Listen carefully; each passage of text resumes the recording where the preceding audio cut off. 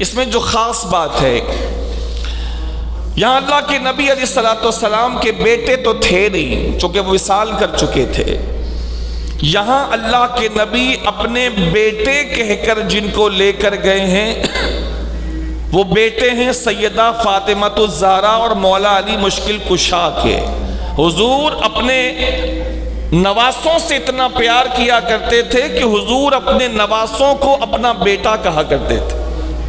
ابناءنا ابناءنا، ہم اپنے بیٹوں کو لے کر آتے ہیں، تم اپنے بیٹوں کو لے آؤ. دوسرا یہ کہ اللہ کے نبی علیہ السلام نے فرمایا وَنِسَاءَنَا، ہم اپنی عورتوں کو لے کر آتے ہیں اور تم اپنی عورتوں کو لے کر آؤ. اور اپنی عورتوں میں سے اللہ کے پیارے حبیب علیہ السلام نے جن خاتون کا انتخاب فرمایا صرف ایک ہی کو لے کر گئے، لیکن جمع کا صیغہ استعمال کر کے ان کی عظمت شان کو واضح فرمایا. اس جانے والی خاتون کا نام سیدہ طیبہ طاہرہ حضرت فاطمہ الزہرا رضی اللہ تعالیٰ عنہا. اور میرے نبی نے فرمایا کہ ہم اپنی جانوں کو لائیں، ہم اپنی جانوں کو لے کر آئیں، تم اپنی جانوں کو لاؤ. ہم اپنے قریبی لوگوں کو لائیں، تم اپنے قریبی لوگوں کو لاؤ. انفسنا انفسنا، ہم اپنی جانوں کو اپنے نفسوں کو لے کر آئیں اور تم اپنے نفوس کو اور اپنی جانوں کو اور اپنے انتہائی قریبی لوگوں کو لے کر آؤ. تو حضور نے انفسنا میں ہم اپنی جانوں کو لے کر آئے. تو حضور اپنی جان کے ساتھ کس کو اپنی جان کہہ کر لے کر آئے؟ حضور اپنے نفس کے ساتھ دوسرا نفس کس کو لے کر آئے؟ حضور اپنے وجود کے ساتھ مردوں میں سے دوسرا مرد اور دوسرا نفس کس کو لے کر آئے؟ حضور نے اپنے ساتھ جس دوسرے نفس کو اس عظیم مارکے میں شریک فرمایا اس عظیم نفس کا نام ہے علی شیر خدا کرم اللہ تعالی وجہہ الکریم رضی اللہ تعالیٰ عنہ. انفسنا، حضور نے حضرت علی کے نفس کو اپنا نفس کہا اس معنی میں کہ یہ میرے انتہائی قریب ہیں، جس کی توضیح اللہ کے نبی نے دوسرے مقام پہ فرمائی یا علی انت منی وانا منکا، یا علی انت منی وانا منکا. اے علی تو میرے اتنے قریب ہے، تو میرے اتنے قریب ہے کہ اس کی توضیح اور اس کی عبارت یہ ہے کہ تو میرے اتنے قریب ہے کہ میں تجھے یہ کہتا ہوں اور ساری دنیا کو کہتا ہوں انت منی وانا منکا، تو مجھ سے ہے اور میں تجھ سے ہوں. جس کو کہتے ہیں کہ ایک جان دو قالب، ایک جان دو قالب جب محبت زیادہ ہو. انت منی وانا منکا، علی تو مجھ سے ہے، تیری شان، تیری عزت، تیرا مقام، تیری رفعت، تیری پہچان وہ سب کچھ مجھ سے ہے. تیرا وقار، تیری محبت سب کچھ مجھ سے ہے. وانا منکا، اور میری نسل، میری پہچان، میری اولاد، قیامت تک آنے والی میری نسل وہ سب تجھ سے ہے. یعنی میرا اور تیرا ایک انتہائی گہرا تعلق ہے. یہ سورہ آل عمران کی میں نے 2 آیتیں آپ کے سامنے کچھ توضیح کے ساتھ بیان کی. آیت نمبر 3 آیتیں، آیت نمبر 59، 60 اور 61. اسی کے تحت میں علی شیر خدا رضی اللہ تعالیٰ عنہ کی کچھ شان اہل سنت کی کتابوں میں سے کہ علی شیر خدا رضی اللہ تعالیٰ عنہ کو اللہ کریم نے کیسی عظیم شان عطا فرمائی. اور آخر میں ان کے تعلق سے ایک مزید شان بیان کرتے ہوئے ایک حقیقت کا اعلان، ایک عظیم ترین دنیا کی حقیقت، اس کا بھی اعلان میں اس واقعے کے ضمن میں آپ کے سامنے عرض کروں گا تاکہ کچھ پریشان حال لوگوں کی پریشانی دور ہو جو خواہ مخواہ پریشان ہوتے ہیں، ان کی پریشانی بھی دور ہو، ان کو بھی تسلی ملے. چنانچہ حضرت علی شیر خدا رضی اللہ تعالیٰ عنہ کی مبارک شانوں میں سے ایک عظیم ترین شان ہے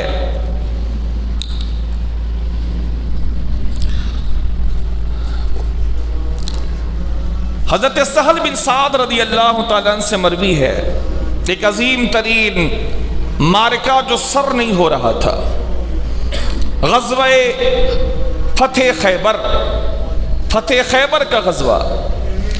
اللہ کے نبی علیہ السلام نے پہلے اس خیبر کے قلعے کو فتح کرنے کے لیے، یہ سب سے مضبوط قلعہ تھا یہودیوں کا، یہودی اندر بند ہو گئے تھے، راشن پانی بھی ان کا اندر تھا اور کئی قلعے ان کے تھے، یہ قلعہ سب سے زیادہ مضبوط تھا۔ یہودیوں نے اپنے آپ کو اس کے اندر بند کر لیا اور مسلمانوں نے بڑی کوشش کی لیکن قلعہ فتح نہیں ہو کے دے رہا۔ سب سے پہلے حضرت ابو بکر صدیق اکبر رضی اللہ تعالیٰ عنہ کو اللہ کے نبی علیہ السلام نے پرچم دے کر کے بھیجا کہ یہ قلعہ فتح کر کے آئیں، لیکن اللہ کی مشیت کچھ اور تھی۔ حضرت ابو بکر صدیق اکبر کے ساتھ مسلمان گئے لیکن قلعہ فتح نہیں ہوا۔ اللہ کی مرضی، اللہ کچھ اور ظاہر کرنا چاہتا تھا، جو ظاہر ہوا بعد میں۔ پھر اگلی بار حضرت سیدنا عمر فاروق اعظم رضی اللہ تعالیٰ عنہ کو نشان اور پرچم دے کر کے بھیجا گیا۔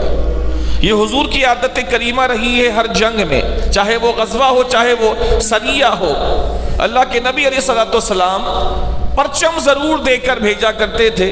اور روایتیں بتاتی ہے ہر جنگ میں غزوہ بدر سے لے کر آخری جنگ تک اللہ کے نبی قبیلے کے اعتبار سے یا مختلف اعتبار سے اللہ کے نبی کئی لوگوں کو پرچم عطا فرمایا کرتے تھے۔ ان تمام لوگوں کو جن کو حضور پرچم عطا فرمایا کرتے تھے، کبھی کوئی ہوتے لیکن ہر جنگ میں حضور حضرت علی شیر خدا کو ضرور پرچم عطا فرما کر کے بھیجا کرتے تھے، حضور پرچم دیا کرتے تھے۔ چنانچہ عمر فاروق اعظم بھی حضور کی طرف سے پرچم، نشان، جھنڈا لے کر گئے، لیکن اللہ کی مشیت کچھ اور تھی۔ قلعہ خیبر فتح نہیں ہوا، وہ اوپر قلعے پر بیٹھ کے تیر برساتے تھے اور مسلمانوں کو بڑے جانی نقصان کا سامنا کرنا پڑتا تھا۔ اس موقع پر علی شیر خدا رضی اللہ تعالیٰ عنہ کی آنکھوں میں تکلیف تھی اور تکلیف کی وجہ سے علی شیر خدا رضی اللہ تعالیٰ عنہ شریک نہیں ہو پا رہے تھے۔ تو اللہ کے نبی علیہ السلام نے مجلس لگائی اور 2 بار بھیجنے اور واپس آنے کے بعد کہ قلعہ فتح نہیں ہو رہا، میرے نبی علیہ السلام نے ارشاد فرمایا، کل یہ جھنڈا اور یہ نشان میں اللہ کے ایک ایسے بندے کے ہاتھ میں دوں گا کہ جب وہ پرچم لے کر جائے گا تو اللہ اس کے ہاتھ پر فتح عطا فرما دے گا، وہ فتح کر کے واپس آئے گا۔ یہ حضور نے بشارت دے دی۔ اور آگے اللہ کے نبی نے دوسری بات ارشاد فرمائی، وہ بندہ ایسا ہے کہ وہ اللہ سے بھی محبت کرتا ہے، اللہ کے رسول سے بھی محبت کرتا ہے، اور مزید یہ کہ وہ بندہ ایسا بھی ہے کہ پھر اس سے اللہ بھی محبت کرتا ہے اور رسول خدا بھی اس سے محبت کرتے ہیں۔ یہ بڑی شہادت ہے۔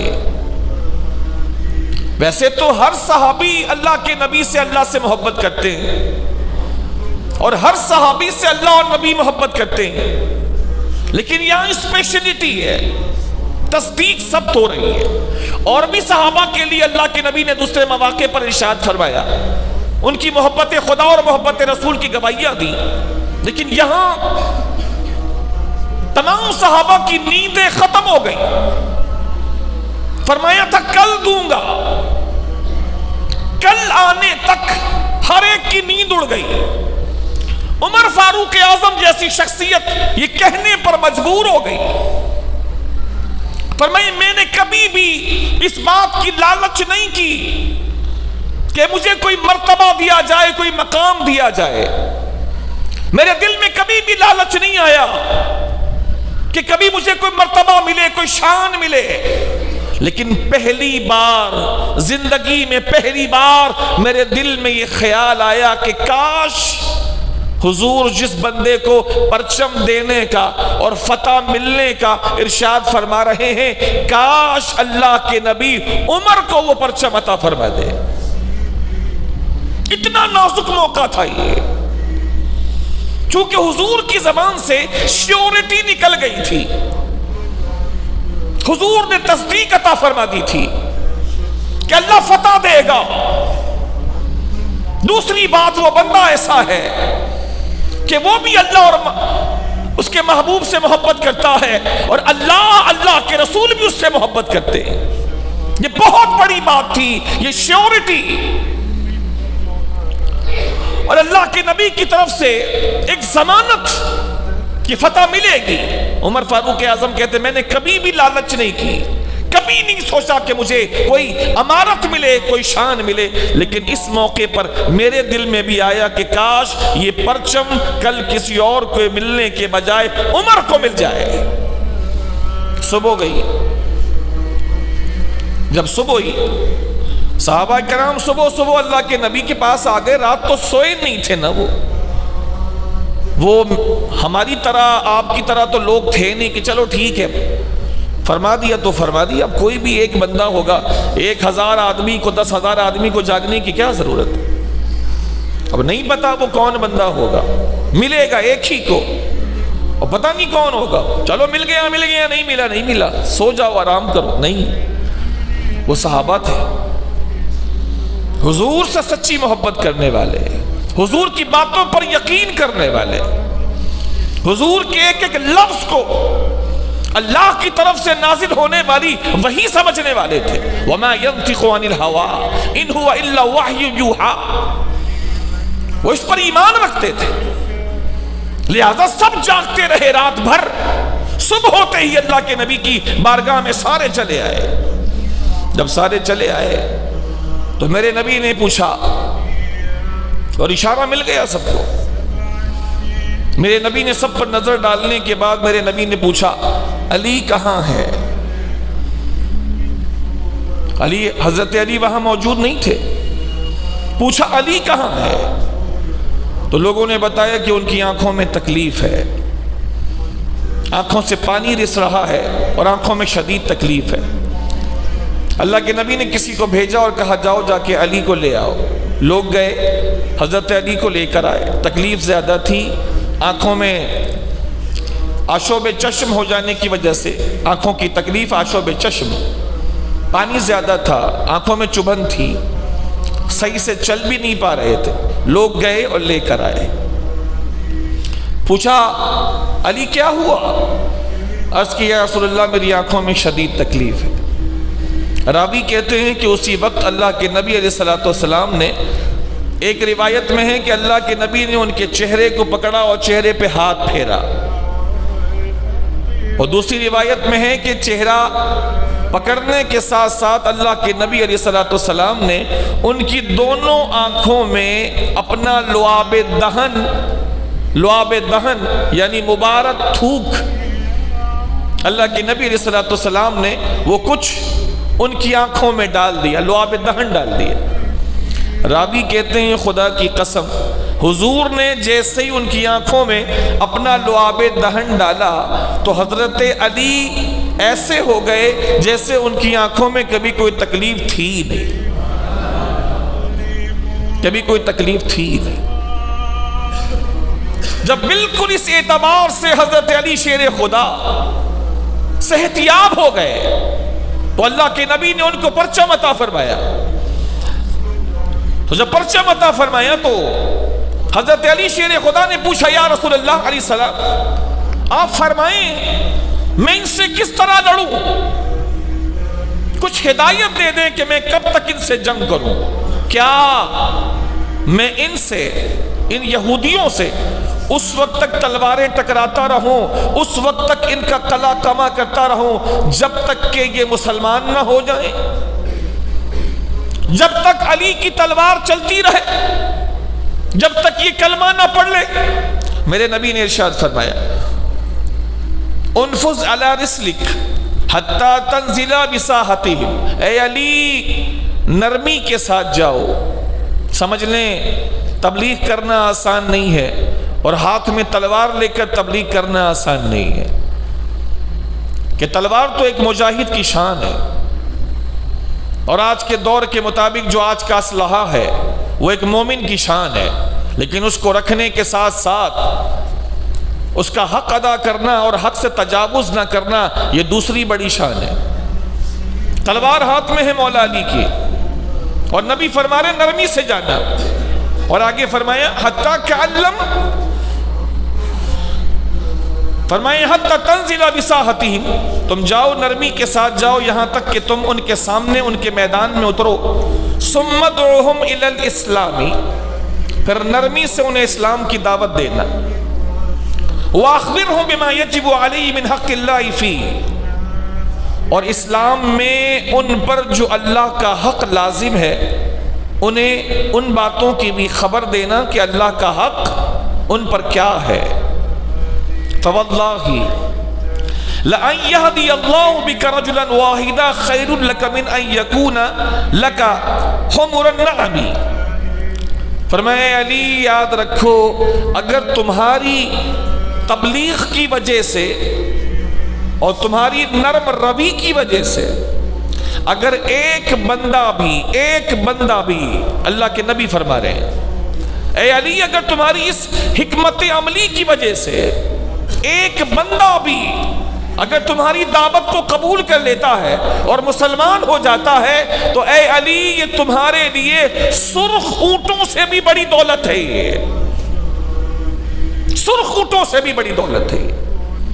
حمر النعم خیر لک من حمر النعم، اے علی اگر تو نے نرمی سے ان کو دعوت دی جس کے نتیجے میں کوئی ایک بندہ بھی دین اسلام کی طرف آ گیا تو یہ تیرے لیے سرخ اونٹوں سے بہتر ہے۔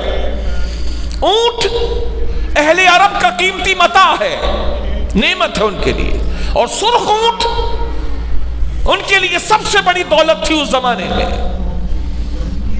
اس کی مثال دیتے ہوئے اللہ کے نبی فرماتے ایک بندہ بھی اگر دین کی طرف آ گیا تیرے لیے سرخ اونٹوں سے بہتر ہے۔ یہ بات آج کے لیے بھی ہے، میرے اور آپ کے لیے بھی، کہ کسی کو دین کی دعوت دیں تو اتنی حکمت عملی ضرور اختیار کریں کہ دل میں یہ بات ہو کہ یہ ہدایت کی طرف آ جائے، اس لیے کہ اس کا ہدایت کی طرف آ جانا سرخ اونٹوں سے بہتر ہے۔ الغرض علی شیر خدا رضی اللہ تعالیٰ عنہ تشریف لے گئے، سامنے خیبر کا قلعہ ہے، خیبر کا قلعہ ہے، اونچا دروازہ ہے، اس دروازے کو پاٹنا ایک انتہائی دشوار کام تھا،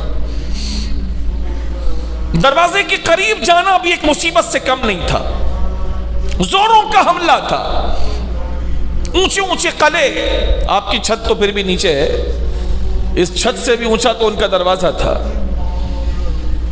موٹے لکڑی کے لوہے کے بنے ہوئے دونوں کو مکس کر کے مضبوط دروازے، موٹے، اس کو توڑنا بھی مشکل، اس کو گرانا بھی مشکل،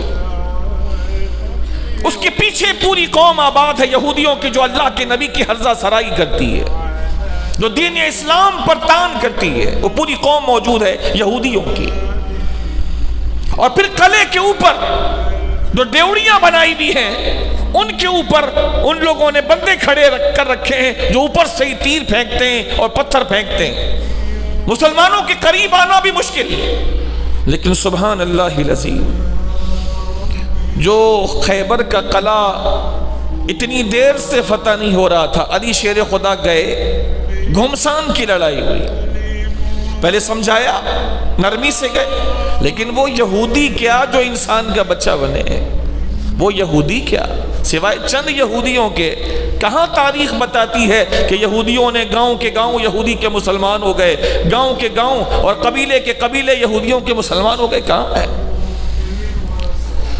جتنی نفرت ان کے دلوں میں اسلام اور مسلمانوں کی ہے پوری دنیا میں کسی اور کے دل میں نہیں ہے، یہ تو قرآن ہمیں بتاتا ہے، مسلمانوں کے سب سے بڑے دشمن یہودی ہیں۔ آج فلسطین میں جو کچھ ہو رہا ہے اسلام دشمنی کا منہ بولتا ثبوت ہے، جو لوگ کتوں کی فکر کرتے ہیں کہ کتا بھی کوئی کسی گاڑی کے نیچے آ کر مر نہ جائے اور ڈھونگ رچاتے ہیں اپنی خدمت انسانیت کا، آج وہی لوگ کئی بچوں کے قبر کھدوا چکے ہیں، کئی بچوں کے قبرستان بھر چکے، کئی بچے مار دیے گئے۔ اگر کوئی اور قوم ہوتی، عیسائی ہوتے، تو ان کے ساتھ یہودی کبھی ایسا نہیں کرتے، اسرائیل کبھی ایسا نہیں کرتے، ہندو ہوتے تو کبھی اسرائیل ایسا نہیں کرتا۔ صرف مسلمان ہونے کی سزا ہے، مسلمان ہونے کی سزا ہے۔ تو وہ یہودی کیا جو انسان کی بات مان جائے۔ حضرت علی شیر خدا گئے، اپنی حکیمانہ گفتگو فرمائی، ان کو سمجھانے کی کوشش کی، دعوت حق پیش کی، لیکن قبول نہیں کیا۔ قبول نہیں کیا تو پھر جزیہ دے دو، اسلام کے دامن میں آ جاؤ، ہم تمہیں پروٹیکشن دیں گے، یہ بھی نہیں تو پھر جنگ۔ ہاں ٹھیک ہے، جنگ ہوگی۔ جب جنگ شروع ہوئی تو گھمسان کی جنگ ہوئی، وہ تیر ماریں ادھر مسلمان اپنا دفاع کریں، بہت دیر تک لڑائی ہوتی رہی، بہت دیر تک۔ کچھ یہودی باہر آ گئے تھے لڑنے کے لیے، باقی سارے قلعے کے اندر تھے اور اوپر سے تیر مارتے تھے تاکہ مسلمانوں کی زیادہ تعداد قلعے کے قریب نہ آ سکے۔ اسی جنگ کے دوران کسی یہودی نے ایک وار کیا تو حضرت علی کے ہاتھ میں جو ڈھال تھی وہ ڈھال ٹوٹ گئی یا ہاتھ سے گر گئی، ڈھال، جس سے ایک تلوار چلانے والا، وہ شمشیر زن تلوار چلانے والا اپنا وہ ڈیفینڈ کرتا ہے۔ کسی یہودی نے تلوار ماری تو حضرت علی کی ڈھال یا ٹوٹ گئی یا گر گئی، بس وہ گرنا تھا کہ تاریخ رقم ہو گئی۔ اس ڈھال کا گرنا تھا، پھر قیامت توڑ دی حضرت علی شیر خدا نے۔ وہ ڈھال گری ہے اور گرتے ساتھ لا فتح الا علی لا سیف الا ذوالفقار، پھر وہ شان حضرت علی نے دکھائی ہے کہ خیبر ہمیشہ یاد رکھے گا۔ خیبر کو آج بھی یاد ہے، کوئی جوان آیا تھا، یہودیوں کو آج بھی یاد ہے، کوئی جوان آیا تھا، ساری دنیا کو آج بھی یاد ہے، کوئی حیدر آیا تھا، اس ڈھال کا گرنا تھا۔ میرے مولا نے اسی ہاتھ کو بڑھا کر جو خیبر کا دروازہ پکڑا ہے تو جڑ سے اکھاڑ کر اپنے ہاتھوں میں اٹھا لیا ہے۔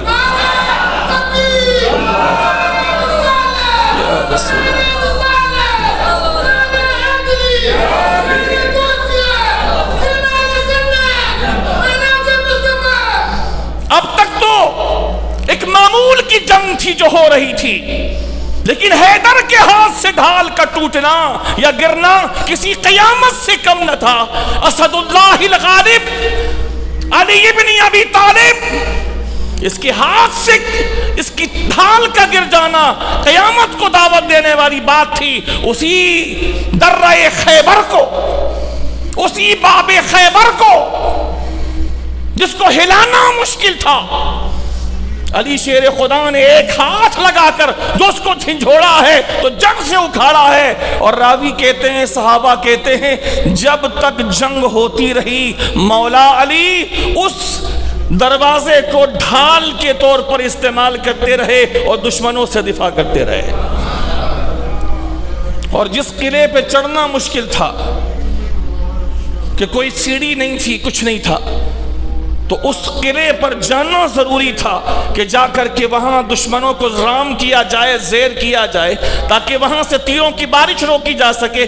تو علی شیر خدا نے اکھاڑنے کے بعد اسی دروازے کو آڑ دے کر کے اس طرح ایک پل بنا دیا اور صحابہ سے کہا کہ اب بجائے کسی اور طرف سے اندر جانے کے سیدھے اوپر چڑھو، اور اس دروازے کے ذریعے سے مولا علی نے قلعے تک اس کو ٹیک لگا کر کے اس کو اٹھا کر کے آگے پہنچایا۔ صحابہ اوپر چڑھتے گئے، پھر وہ قلعہ خیبر تھا اور ہر طرف حیدر حیدر تھا۔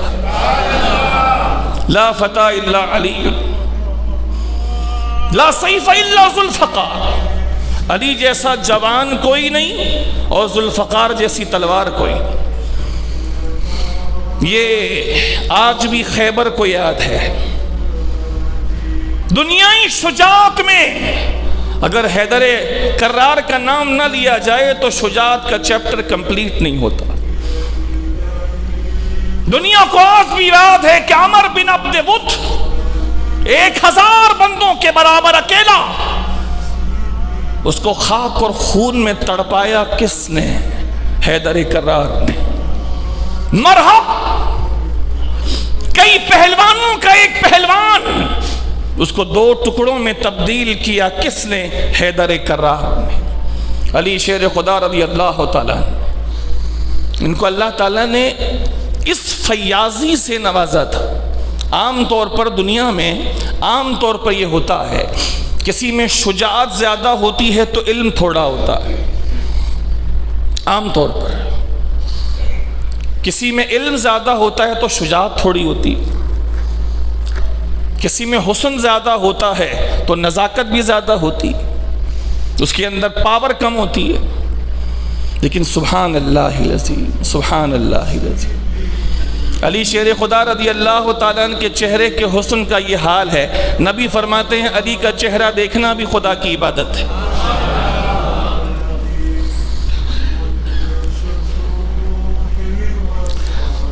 مزید نبی کریم علیہ السلام کے فرمان اقدس کی روشنی میں کہ نبی کریم علیہ السلام حضرت علی شیر خدا رضی اللہ تعالیٰ عنہ سے کتنی محبت کرتے تھے، اور علی شیر خدا نبی محترم سے کتنی محبت کرتے تھے۔ ارشاد فرمایا کہ جب صحابہ مدینے پہنچے اللہ کے نبی کے ساتھ، ہجرت ہو گئی، صحابہ مدینے میں، حضور وہاں پہنچے ابو بکر صدیق اکبر رضی اللہ تعالیٰ عنہ کے ساتھ۔ حضور نے بھائی بھائی بنانا شروع کیا، ایک انصاری کو اللہ کے نبی لیتے اور ایک مہاجر کو لیتے۔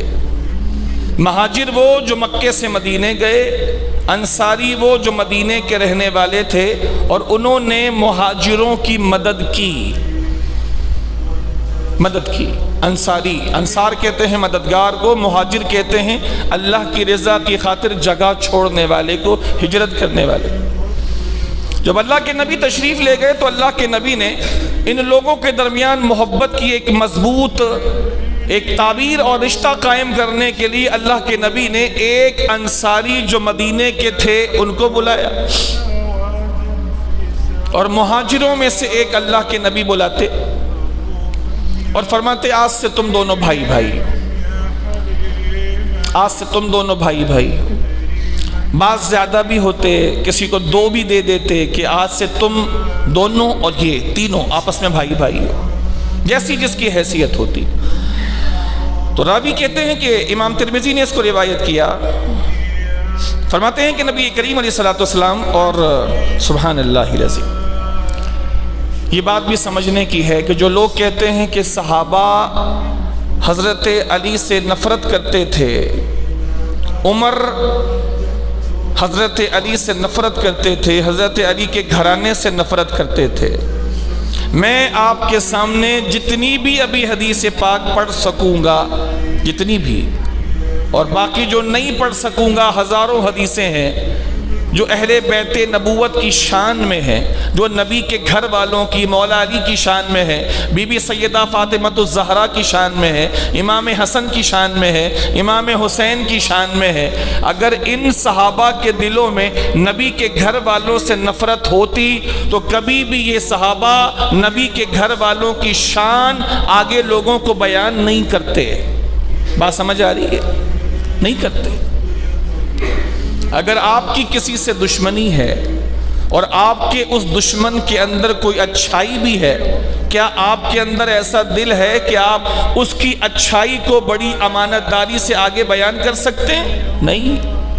کہاں کسی کے پاس اتنا بڑا دل ہے کہ دشمنی ہونے کے باوجود کوئی کسی کی اچھائی لوگوں کے سامنے پوری امانت داری سے بیان کرے، نہیں بہت اچھا آدمی ہے، اس کی یہ شان ہے، اس کی یہ فضیلت ہے۔